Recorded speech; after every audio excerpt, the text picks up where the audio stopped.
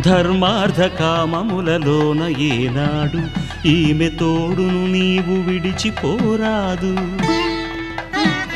ఈ బాస చేసిక నిండు నూరేళ్ళు ఈ సతికి నీడవై నిలిచి కాపాడు. మాంగళ్యం తంతునానేన మమ జీవన హేతునా కంఠే భద్రామి శుభగే త్వం జీవ శరదాం శతం.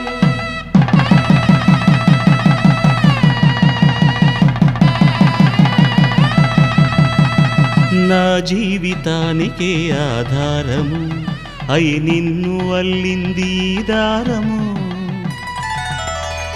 నీ మెడను వాలు ఈ మాంగల్యము నా శాంతి సౌఖ్యముల సంకేతము.